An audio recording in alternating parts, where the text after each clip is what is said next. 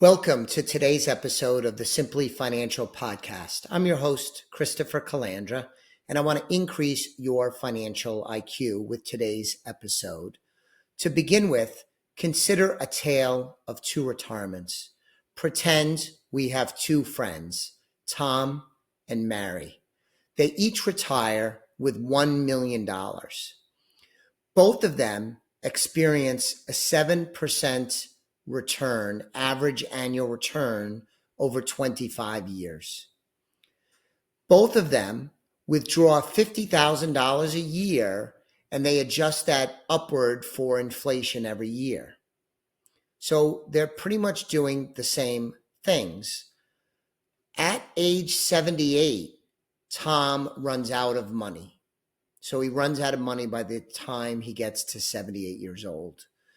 Mary, on the other hand, has $2.5 million left at age 90. So does this surprise you? Are you a bit confused? Let me explain.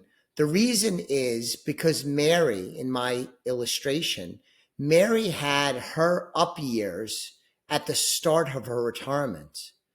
By contrast, Tom was hit with a bear market that's defined as a 20% drop or more in his first year of retirement. This illustrates the sequence of return risk. Something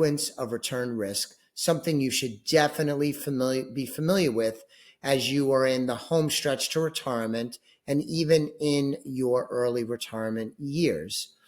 The lesson this illustration displays is that the order of your returns is often as important, maybe even more important than the average of your returns. Simply put, if you experience losses, especially large losses in the early years, it dramatically changes the calculation and the likelihood of the longevity of your money. It increases, a big drop increases probably the likelihood that you run out of money. At the very least, it puts a lot of pressure on the retirement plan that you might have had going into your retirement. When you're in the accumulation phase, think about when you're working and you're putting money in IRAs and 401ks and paying down debt, including your mortgage. When something declines, it usually is a sale. You've probably heard this, right? You buy the dips in the stock market is a common piece of advice that often works out advantageously. It's often profitable to do that. But when you are in the distribution phase and you're taking money out of your nest egg, this can be a real threat to your retirement plan and the health of your nest egg. And one of the simple illustrations I'll give you is if you have this $1 million nest egg that I started my illustration with, and you're taking out what's called a withdrawal each month, meaning you want to take out X number of dollars. In my example, it was $50,000 a year. That means you're selling shares to cover the $50,000. Well, if you have a decline in the market, you have to sell more shares to come up with the $50,000. That means that when the market comes back, which history tells us it will, often come back strongly and move into the profitable territory above the previous high, that'll be good for the market. That'll be good for investors in the accumulation phase. The trouble is, in our illustration, you will have less shares because you would have sold them at those lower temporary prices to cover your $50,000 distribution, sticking with my illustration.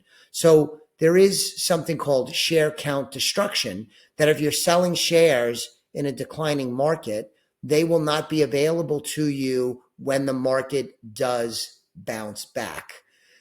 There are income strategies. The good news is there are some income strategies that you can use to mitigate sequence of return risk. Now, fortunately, if you're listening to this and you're a friend of the team at Osaic Wealth Management Services, we are experts in retirement planning and in income planning in retirement. I've been a certified financial planner for decades.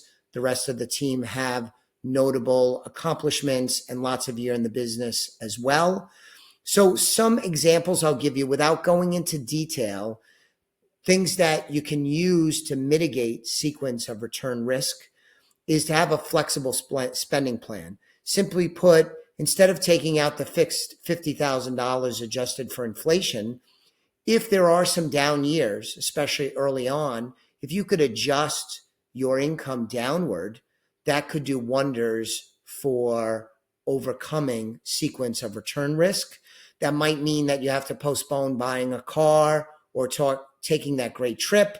That is not a great outcome, but it is a better outcome than running out of money earlier than originally expected. Another example is having a portfolio of income producing securities, including dividend stocks. This way you're not selling shares, but rather living off the dividend or using the dividend to generate the income you need. This is not a silver bullet. I'm not recommending this. I'm just using this as an example. None of these are perfect solutions, but they can be part of an overall strategy to mitigate the risk. So dividend stocks and income producing securities are a good way to mitigate. Another is to have a cash buffer, have say 3 years of cash on hand that then the annual income goes into, and then you could reduce the amount of income you're taking from the portfolio while the market is down and dip into the cash. Historically, the markets don't stay down for very long. So having, say, a 3-year buffer can be a nice way to minimize the risk of sequence of return risk. And then the last thing I'll say as another example is to have non-correlated assets. If you have all of your money in the stock market, which is not something we generally recommend to clients that are retired, well, then all your risk is in that asset class. And even though that is a terrific asset class, in my opinion, and history backs this up, I don't know if in retirement you want to have all of your assets there. That is too much concentrated risk probably. But if you incorporate some non-correlated assets, these are assets that don't go up and down with the same rhythm of the stock market. They may go up when the stock market's down. They may go down when the stock market's up, or their returns may be completely random or mostly random to the performance of the stock market. This could include all kinds of different things. It could be cash, real estate, other things. And we're not going to go into details. None of this is recommendations, of course. This is just to get your juices flowing and thinking about sequence of return risk and how you could minimize that risk. This is a role that we play, a central role we play in helping our clients prepare for and move into retirement.